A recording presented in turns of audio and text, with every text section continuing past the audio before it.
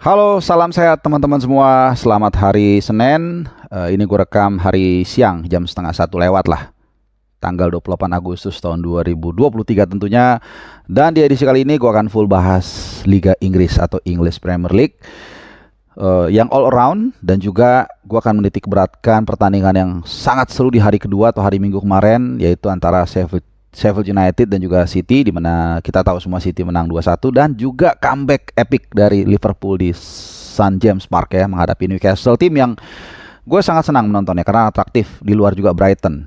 Oke, kita awali dulu dari overall ya, dari overall Liga Inggris memasuki 3 minggu ini sudah mulai ada sedikit tanda-tanda. Di papan bawah misalnya ada 4 tim yang belum mendapatkan poin sama sekali, meskipun 2 tim dari 4 tim tersebut masih baru main 2 kali, yaitu Burnley dan juga Luton Town. Ini baru main 2 kali. Kemudian Sheffield United ini udah main 3 kali, poinnya 0, dan juga Everton main 3 kali, poinnya 0. Ya, di 2 dari 4 tim terbawah itu 3 adalah tim promosi, 1 adalah Everton, tim yang memang dari musim lalu, dari awal musim ini sudah digadang-gadang akan punya potensi untuk degradasi.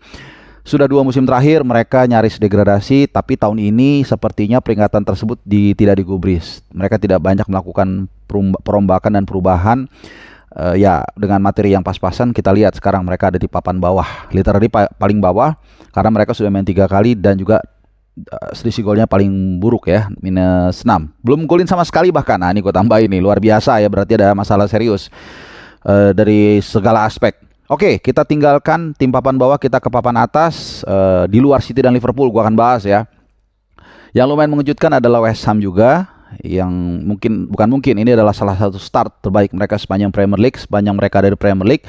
2 kemenangan dan 1 imbang, 7 poin. Salah satu yang kuncinya adalah menurut gua pembelian James Ward-Prowse dan juga kembali tajamnya seorang Michail Antonio. Dan menarik kalau kita ingat, mereka tentu baru saja dapat uang sekitar 105 juta pound setelah menjual Declan Rice. So, ini adalah kebijakan yang sangat bagus dari manajemen ya, jual pemain dapat duit 2 triliun more or less. Kemudian mereka tetap stabil di papan atas dengan beli pemain murmer ya, seperti James Ward-Prowse yang timnya degradasi atau Southampton. Spurs juga stabil, unbeatable, dan ini kalau gue lihat simple kalau gue menganalisa dari timnya Spurs ini. Sebenarnya mereka justru menurut gue kurang cepat jual Harry Kane. Mungkin harusnya dari 2 tahun lalu ketika dia jual City. Terbukti kenapa? Karena permainan mereka jadi lebih cair.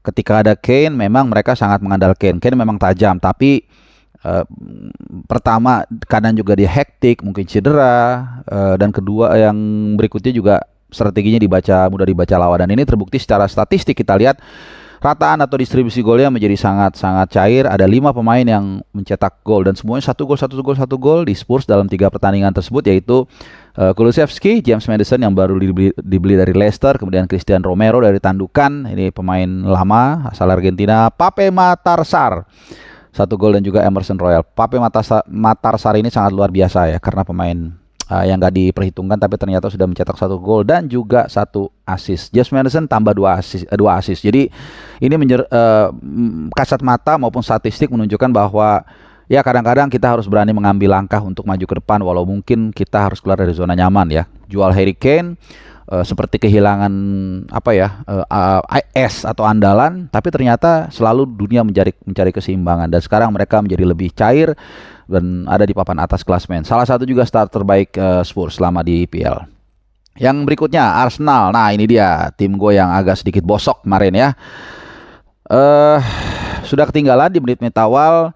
Lagi-lagi Aaron Ramsdale berkali-kali, beribu-ribu kali, mungkin jutaan kali gue mengatakan ini pemain yang sebenarnya secara skill bagus, tapi probably emotional controlnya ini kurang bagus. Jadi kayak suka aksi gitu loh, suka gaya yang nggak perlu dilakukan. Dan kalau soal emotional control, dia itu berbanding terbalik dengan Alisson Becker. Alisson Becker itu sangat tenang, sangat firm. Ketika dia mengambil bola, ketika dia buang, ketika dia oper pendek, sangat tenang. Ini mengimbangi kemampuan seseorang ya, jadi ability dia kalau dia punya emotional control yang baik. Dan gue tidak melihat itu sejauh ini Aaron Ramsdale memiliki emotional control yang baik. Sudah berkali-kali gue melihat dan gue sudah menganalisanya, dan itu terjadi dalam proses sebuah scrimmage lah ya, atau bukan scrimmage ya, clearance yang tidak sempurna.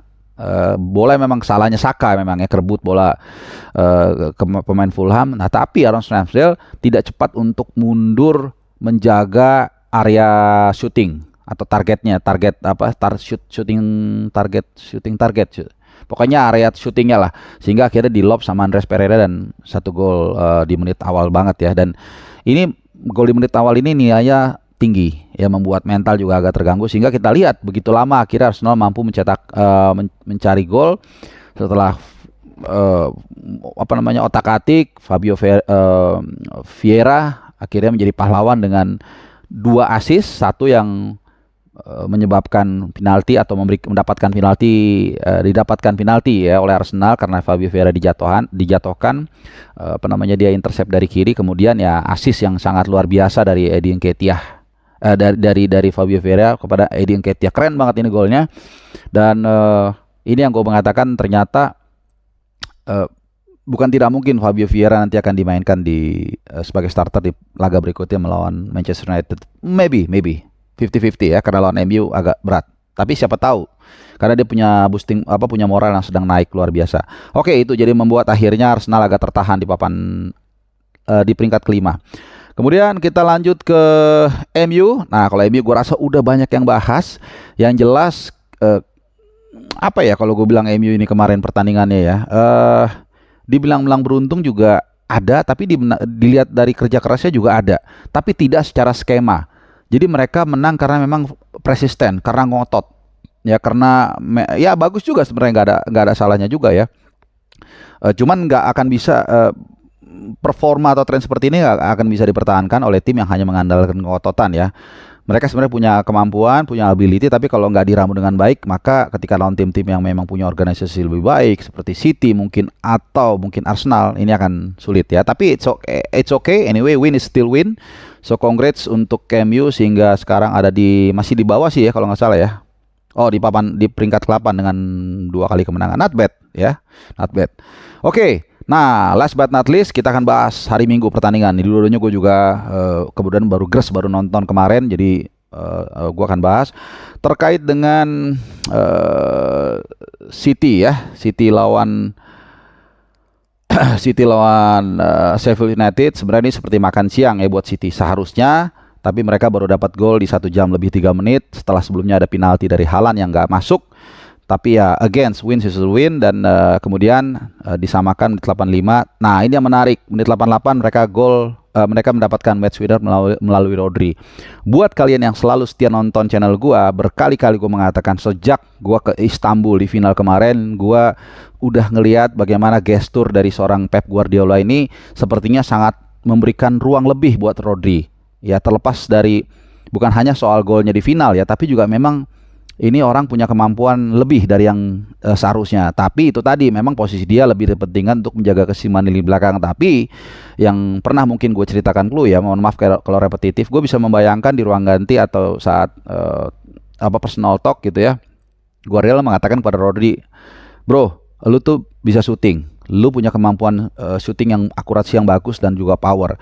Kalau memang orang sibuk ngejagain Haaland, ngejagain Grealish atau De Bruyne misalnya kalau nggak cedera, lu maju aja naik syuting nggak masalah. Ini yang sering dilakukan oleh gelandang-gelandang hebat masa lalu juga seperti Didier Deschamps, kemudian juga Edgar Davids gitu. Tapi memang tendangannya harus keras dan harus agak melambung. Jadi kalaupun meleset ke atas, out, masih ada waktu untuk kembali. Dan itu yang dilakukan oleh Rodri. Dia bahkan punya kemampuan syuting lebih bagus daripada pemain-pemain yang tadi gue sebutkan. Jadi makanya sedikit gue cerita, di Fantasy Link gue beli Rodri, dan jarang orang yang beli Rodri. Kenapa? Karena gue udah memperhatikan ini orang punya space lebih dikasih ke Guardiola kelihatannya. Terlebih setelah Kevin De Bruyne cedera, ada Kovacic di sana. Jadi Kovacic yang sebenarnya the real number 6 sebenarnya, atau gelandang bertahan ya. Itu sedikit soal City, dan as I said, ini kayak breakfast buat City ya, dengan 9 poin dari 3 pertandingan. Jadi never underestimate City even 1%.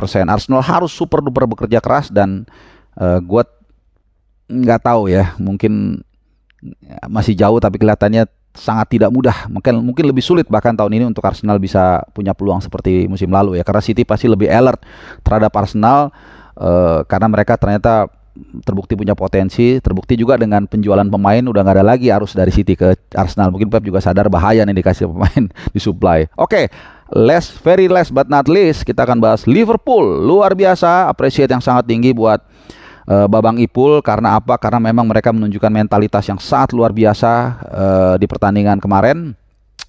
Ketika mungkin kita berpikir pertandingan udah selesai, tapi kemudian mereka bisa membalikan kedudukan melalui brace-nya Nunes. Nah, ada satu punchline yang mau gue kasih tahu. Betapa kurang jelinya mungkin menurut gue ya, ini gue jarang-jarang menghardik pelatih seorang Klopp yang tidak melihat energi yang ditunjukkan oleh Darwin Nunes selama pramusim. Selama pramusim kebetulan gue bawain 1 atau 2 pertandingan, gue lupa. Kalau nggak salah pas lawan Leicester ya, itu pertandingan ketiga pramusim dia setelah melawan 2 tim Jerman. Terus kemudian gue lihat secara statistiknya, gue lihat rekaman pertandingan yang lain-lain, kemudian ketika melawan Darmstadt kalau nggak salah ya, pokoknya gue perhatiin semua.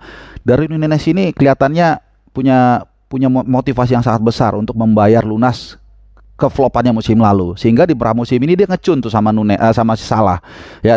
Diaz juga bagus, Jota juga, Gakpo emang agak kurang. Makanya gue beli Nunes di Fantasy League. Tapi nggak tahu kenapa di 2 pertandingan awal itu dia dapat minute play itu dikit banget ya. Nih, sorry gue agak spontan ngelihatnya nih. Jadi dia dapat minute play itu cuman sedikit ya, cuman dikit lah pokoknya. Nggak dan nggak pernah starter. Dan ya akhirnya kita lihat ya, kalau kita lihat lini depan Liverpool, mereka baru mencetak 6 gol dan 2 dari Darwin Nunes, artinya 33% gol mereka lahir dari kaki ya, dua-duanya kebetulan dari kaki Darwin Nunes. Dan itu gue mengherankan 2 pertandingan awal kenapa Darwin Nunes nggak jadi starter, masuk pun menitnya sebentar, dan itu terbukti kemarin ketika dia diberikan kesempatan, jos langsung 2 gol. Dan ini yang gue lihat, nggak tahu mungkin kutukan musim ke-7 ya, pelatih mulai zona nyaman sehingga dia tidak terlalu mungkin tidak terlalu tajam atau akurat lagi dalam mengambil keputusan ya. I don't know ya, yang pasti Darwin Nunes seharusnya mendapatkan kesempatan yang lebih. Dan ya kemarin Newcastle sempat unggul duluan melalui Gordon, tapi kemudian yang tadi gue bilang 2 gol yang sebenarnya kalau kita lihat gol pertama Nunes itu kan ada kesalahan dari salah seorang pemain belakang Newcastle ya, gue lupa, Botman atau Burn gue lupa. Dan itu dimanfaatkan dengan baik oleh Nunes. Nah itu kenapa dia bisa memanfaatkan? Karena kalau lihat posisinya, dia itu tetap eager untuk mengejar bola tersebut, dan ternyata memang lepas dan dia dapatkan. Jadi bukan beruntung, tapi itu tadi ketika kesempatan bertemu dengan kerja keras atau kengototan. Dan kemudian ada gol juga satu lagi, assist dari Mohamed Salah juga. Ini yang gue bilang tadi, sebenarnya dari pramusim ini udah ngecun 2 orang ini, tapi kenapa Darwin Nunes nggak dikasih kesempatan lebih banyak? Tapi yang jelas selamat buat Ipul yang ya, gue bilang sih menurut gue mereka pelan tapi pasti mulai bisa keluar dari tekanan ya. Walaupun di lini belakang masih tetap menjadi sorotan karena